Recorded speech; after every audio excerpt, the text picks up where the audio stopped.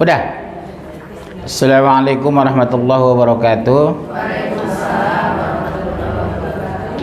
Wa maghfirah wa rahmah. Lupa lagi, Masya Allah.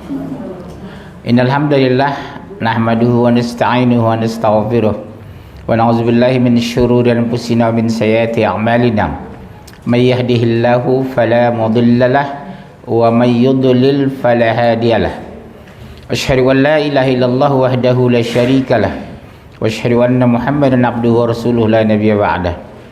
Alhamdulillah, kita bersyukur satu atas dasar apa yang diberikan? Iman Islam. Kedua, sehat lahir batin. Ketiga, sempat. Ya, ada orang sempat tapi nggak datang. Ada nggak datang walaupun disempat-sempatkan. Ngaji itu tak ada istilah nggak sempat, Bu. Harus disempat-sempatkan. Karena mengkaji Quran hukumnya fardu ain. Ya, Bunda? Kalau ngaji ini hukumnya fardu ain. Nggak usah Ibu salat tahajud, nggak apa-apa. Berhenti Senin Kamis nggak apa-apa. Tapi kalau berhenti mengkaji Quran, neraka. Karena Al-Quran kitab suci yang harus dipelajari. Apa? Masuk rukun iman, bukan rukun Islam. Beriman kepada kitab-kitab berarti kalau beriman harus dipelajari, harus tahu bagaimana kita mengamalkannya kalau nggak tahu. Betul? Itu memperkenalkan Allah kepada anak sejak dini. Jangan ibu memperkenalkan anak Allah kepada anak setelah SMA. Makanya ibu sering mengeluh sama saya, Pak Munciri, susah banget anak saya suruh sholat. Karena ibu memperkenalkan sholat setelah umur 13 tahun. Memperkenalkan anak sholat itu umur 3 tahun harus mulai, Bu. Saya 3 tahun sudah saya bawa anak ke masjid.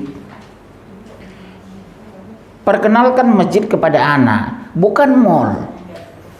Ke masjid itu bawa anak, bawa istri. Ke pengajian bawa anak, bawa istri. Tapi ke mall sendiri supaya ngirit. Ini bukan lain. Ke mall bawa suami, bawa anak, bawa mertua. Sementara ke pengajian sendiri. Terbalik, Bu. Saya ke masjid itu dari kecil, tanya istri saya nih. Umur 3 tahun sudah saya bawa ke masjid sholat waktu anak itu. Supaya dia familiar dengan masjid, dekat dengan ulama, akrab dengan orang soleh, bersahabat dengan kebenaran. Enggak, suami ibu enggak, ke masjid sendiri dia. Ke mall baru bawa anak. Akhirnya anak mengenal mall, mencintai mall, dekat mall, bukan dekat masjid. Kesalahan pada suami ibu. Karena suami ibu mungkin kurang ngerti agama. Kenalannya dulu di halte Berlan. Ya, bukan di masjid. Coba kenalan suami di masjid, berarti orang beriman dan berilmu. Yang kedua, mencari teman yang berakidah kuat. Pastikan ibu mengenal siapa teman akrab ibu, itu pastikan dulu. Saya tanya istri saya, Bu. Sering saya bilang sama anak saya, "Nak, tolong bawa teman-teman akrabmu ke rumah." Begitu datang, Bu, 10-20 orang, anak saya suruh keluar, jangan ada di tempat. Kasih makan, bikin kolak, bikin makanan segala macam. Habis makan satu-satu saya tanya, Bu. Seorang kritis masalah teman anak itu. Siapa namanya, Nak? Suparjo. Tadi subuh sholat. Wah, sholat, Pak. Orang tua kami sholat. Alhamdulillah. Saya catat dalam hati, Suparjo. Kedua, kamu siapa namanya, Nak? Soeharto. Sholat? Enggak, Pak. Orang tua saya juga enggak sholat. Dalam hati saya, oh, enggak sholat. 7 yang datang yang sholat cuma 2, 5 nggak sholat. Begitu mereka pulang, saya ngomong sama anak saya, "Nak, kamu berhenti bersahabat dengan yang 5 ya. Tadi ayah cek dia ternyata tidak sholat." Saya nggak bisa, Bu, punya sahabat teman anak yang nggak sholat itu. Tidak sekadar temannya sholat, orang tuanya sholat nggak. Seperti ibu lah. Betul, suami ibu rajin sholat. Mertua ibu betul rajin sholat. Ipar ibu rajin sholat. Besan? Nggak nyaman, Bu, pulang ke Jogja, mertua nggak sholat. Nggak nyaman ibu pulang ke Tegal, besan nggak sholat. Maaf, mungkin ibu ada di antara begitu ya. Punya mertua maaf nggak sholat, ipar nggak sholat, besan nggak sholat. Nggak nyaman, Bu. Makanya waktu anak kenalan ta'aruf dengan perempuan, pastikan dulu calon mertuamu sholat enggak nak? Kok enggak sholat? Maaf ya nak, mama enggak terima dia sebagai mantu. Tolong mundur ya nak, jangan bawa oleh ke rumah itu calon kamu itu. Mama enggak ridho kamu nikah dengan anak orang yang tidak sholat. Tegas bu. Ini bu kan kalau datang calon mantu laki-laki yang ditanya kerja di mana nak? Pertamina. Oh jadi. Kerja di mana? Telkom. Jadi. Soal dia nggak sholat, ayahnya setan, ibunya bajak laut, nggak ada urusan. Yang penting Pertamina gaji gede. Ibu bangga, mantu saya orang Pertamina, mantu saya orang Telkom. Oh pret sama saya itu. Yang penting saya mantu saya ibadah dulu. Biar kaya raya, yang penting soleh. Betul? Sepakat nggak itu? Nggak apa-apa kaya raya, yang penting soleh. Ini sudah miskin jelek belagu. Siapa punya nasib seperti itu sini? Punya mantu miskin jelek belagu. Sempurna kan susahnya ibu itu. Jangan mau. Pertama dikenalkan ta'aruf anak ibu wanita. Ini mah calon suami. Ajak ngomong pelan-pelan. Maaf ya nak, kamu suku apa? Saya begitu kalau ngomong sama orang. Suku apa mas? Jawa. Sholat? Enggak apa, orang tua saya enggak sholat. Oh iya, saya di depannya saya yang menunjukkan marah. Oh iya, oh. Udah begitu pulang, kamu berhenti anak bersahabat dengan itu. Ternyata dia nggak sholat. Cari sahabat yang beriman ya nak, yang taat ya nak, yang saling mengingatkan ya nak. Gak mesti harus kaya raya, tapi taat. Lebih bagus lagi kaya raya tapi soleh. Ibu dapat nggak suami seperti itu? Udah ganteng, kaya raya, soleh. Udah dapat? Siapa udah dapat sini? Yang mana? Iya, masya Allah, barakallah bu. Hebat bu, suami kaya, soleh, taat, beriman, cakep lagi. Ini sudah jelek, miskin, belagu. Mau jadi apa ibu sebagai istri? Ya. Yang ketiga, menjauhkan diri dari perbuatan syirik. Yang keempat, meningkatkan kualitas ibadah. Iya, menjauhkan diri dari perbuatan syirik. Sekecil apapun, tangan gatal, mau dapat rezeki. Mata berkedip, mau nangis. Burung gagak digenteng, meninggal mbah di Wojonegoro. Itu kan syirik semua kan, tahayul kan. Sampai sekarang ibu masih melakukan itu. Mata berkedip, mau nangis. Padahal kelelawar yang masuk. Tangan gatal mau dapat rezeki. Wah, tangan mama gatal loh 2 hari ini. Kayaknya mau dapat rezeki. Padahal kena kurapan. Ini pola pikir ini harus kita robah. Kita rombak. Itulah butuh akidah yang benar, tauhid yang lurus. Astagfirullah. Apa hubungannya ya Allah tangan gatal dengan rezeki? Rezeki takdir, tangan gatal penyakit. Kena kurap. Iya, nggak ada hubungan bu. Islam itu logik, bukan khayalan Islam itu. Ya. Keempat, meningkatkan kualitas ibadah. Yang kelima, berdoa untuk diberikan kekuatan menjaga akidah yang benar. Sungguh-sungguh berdoa agar diberikan kekuatan dalam menjaga akidah. Ada taat bu 40 tahun, 41 tahun berteman dengan ibu yang kemana? Jadi setan. Ada 45 tahun dia taat, 46 tahun bersahabat dengan ibu yang tidak sholat, ikut dia tidak sholat. Ada. Berdoa untuk diberikan kekuatan dalam menjaga akidah. Ayatnya 3 ayat 8 2574. 3 ayat 8 2574. Nah, memperkuat ukhuwah Islamiyah. Memperkuat ukhuwah Islamiyah. Ukhuwah Islamiyah artinya persaudaraan Islam, ukhuwah.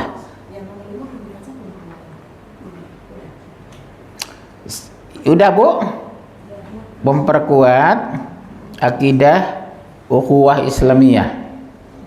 Dalil 49 ayat 10. Kedua 49 ayat 13. Silakan baca 49 10.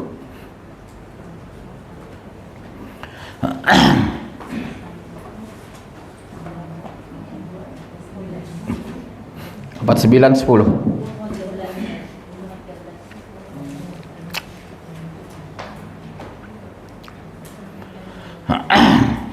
Mic-nya udah? Iya. Sesungguhnya orang-orang mukmin adalah bersaudara. Stop. Innamal mu'minuna ikhwah. Jadi nggak boleh bermusuhan, Bu. Nggak teguran. Ada nggak, Bu, kayak gitu? Beriman tapi nggak teguran. Satu pengajian nggak teguran. Satu kampung nggak teguran. Satu suku nggak teguran. Maaf, adik kakak nggak teguran.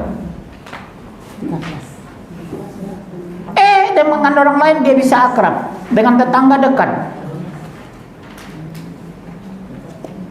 Bu, saya tegasin di sini. Yang paling penting kita dekat itu dengan keluarga loh, Bu.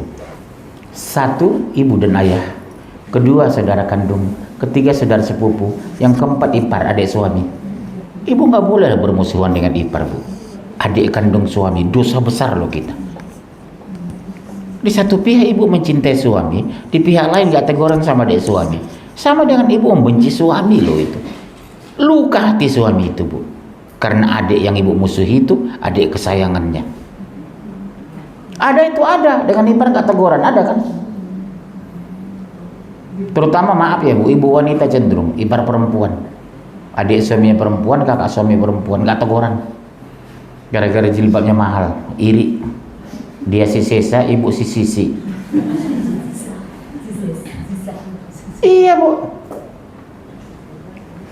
Terutama ipar perempuan, Bu. Kami laki-laki, terutama ipar laki-laki. Apalagi orang Batak, Bu, saru sekali ngomong kasar keras dengan ipar laki-laki itu. Misalnya istri saya ini punya adik laki-laki atau punya bang laki-laki, kami nggak boleh bercanda dengan ipar dalam budaya Batak. Saru. Tahu Ibu kenapa? Karena ipar itu kan calon besan itu.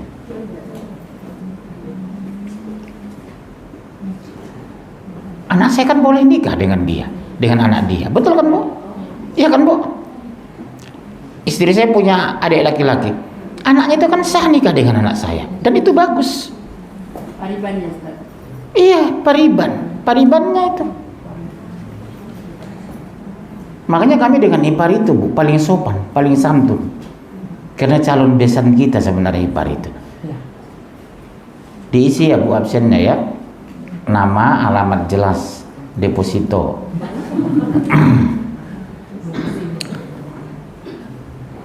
Ya. Ya, Bunda. Dengan besan, dengan ipar, waspadai. Kita harus baik. Terutama dengan mertua perempuan. Ibu masih punya mertua kan? Alhamdulillah saya masih sempurna, laki-laki perempuan masih ada. Karena itu damaikanlah antara kedua saudaramu dan bertakwalah kepada Allah supaya kamu mendapat rahmat. Coba damaikan.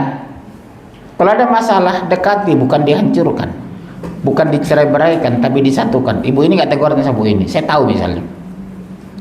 Bisa saya bohongnya, Bu. Tadi Ibu ditanya Ibu itu, masa sih Pak? Iya. Padahal saya bohong. Berarti Ibu itu baik ya nanya saya. Gara-gara kebohongan saya, mereka teguran jadinya. Jadi teguran yang positif. Persatukan mereka yang bercerai. Boleh saya berbohong demi kebaikan. Itulah bohong yang dibenarkan. Kemudian masalah nyawa. Datang tiba-tiba orang bawa pisau ke rumah saya. Pak Mujir, di mana rumah Bu Dedi? Mau saya bunuh. Nggak tahu, nggak kenal saya Bu Dedi di mana. Bu Dedi gini-gini, nggak kenal. Setahu saya nggak ada di RT namanya Bu Dedi. Bohong nggak saya itu? Bohong, tapi untuk melindungi nyawa dia. Itulah kebohongan yang dibenarkan. Pertama, melindungi nyawa. Kedua, mempersatukan orang yang bertikai. Boleh kita berbohong. Ada nggak di sini Bu nggak teguran? Ada? Nggak ada ya? Kalau ada, lakukan itu Bu. Nah, udah dalilnya. Ayat 13. Iya. Hai manusia, sesungguhnya kami menciptakan kamu dari seorang laki-laki dan seorang perempuan dan menjadikan kamu berbangsa-bangsa dan bersuku-suku supaya kamu saling kenal mengenal. Sesungguhnya orang yang paling mulia di antara kamu di sisi Allah ialah orang yang paling bertakwa di antara kamu. Sesungguhnya Allah Maha mengetahui lagi Maha mengenal. Disuruh apa, Bu? Saling? Disuruh apa? Sesama kita. Jadi disunahkan Ibu ya. Assalamualaikum Bu. Ibu asli dari mana Bu? Tinggal di mana? Oh iya, anak Ibu berapa? 5, Masya Allah. Udah kuliah Bu, udah 1 di Jerman, 1 Perancis, 1 di Tegal. Oh Masya Allah Bu, barakallah ya Bu. Mudah-mudahan sukses anak Ibu. Bagus Bu mendoakan orang. Nanti dibalikan malaikat doa sama kita itu. Saya kalau ketemu dengan orang, Bapak asli dari mana? Dari Jawa. Udah punya anak. Kuliah di mana Pak? Perancis, Masya Allah. Kalau Bapak nelpon, salam dari saya ya. Kan terharu anaknya itu. Ada salam dari Ustadz Radikal. Iya Bu. Masya Allah. Biasakan gitu ya Bu, mendoakan orang ya. Barakallah ya Bu. Sehat terus ya Bu. Saya lihat agak kurusan nih Bu. Kenapa sakit ya Bu? Kurang makan. Astagfirullah. Ke rumah ya Bu, jam makan siang Ibu ke rumah nanti saya kasih makan, tapi jangan nambah gitu. Ya, peduli dengan orang lain, sensitif dengan kesusahan orang lain. Ciri-ciri orang beriman itu Bu, sensitif dalam arti positif ya. Ibu ini kurus ya, sakit, maaf apa kurang gizi. Ternyata benar Bu, maaf, suaminya PHK udah 3 bulan. Maaf ya Bu, saya sekarang susah untuk makan aja. Kenapa? Suami saya udah PHK Bu 3 bulan. Astagfirullah. Kita bisa ngumpul uang. Bu, ngumpul uang yuk. Kasihan ibu itu, untuk makan aja susah sekarang. Itu perlu komunikasi. Ya. Itu butuh komunikasi itu Bu. Kita bisa ada peluang membantu orang lain. Tapi kalau nggak terbiasa komunikasi, orang susah terabaikan, orang miskin terlupakan. Akhirnya apa? Di padang mahsyar kita kena nanti loh Bu. Makanya kalau saya ketemu dengan orang, saya lihat kalau kurus, sakit ya Pak? Enggak Pak, saya udah PHK. Astagfirullah. Berarti udah susah makan ini ya. Makan dari mana ya Allah dia ini. Minimal kita bantu. Berapa semampu kita. Membantu kan tidak harus banyak, tapi terus menerus dan ikhlas. Biar banyak, yang penting ikhlas, betul? Daripada sedikit nggak ikhlas, mendingan banyak tapi ikhlas. Baik, nanti jangan lupa malam Ahad ya. Sabtu malam Ahad boleh bawa suami, bawa anak, bawa tetangga. Ini khusus untuk akhwat kalau malam Ahad dengan suami. Baik, terima kasih. Doa kafaratul majlis. Subhanakallahumma bihamdika asyhadu an la ilaha illa anta astaghfiruka wa atubu ilaik. Sampai jumpa Kamis depan insya. Assalamualaikum warahmatullahi wabarakatuh.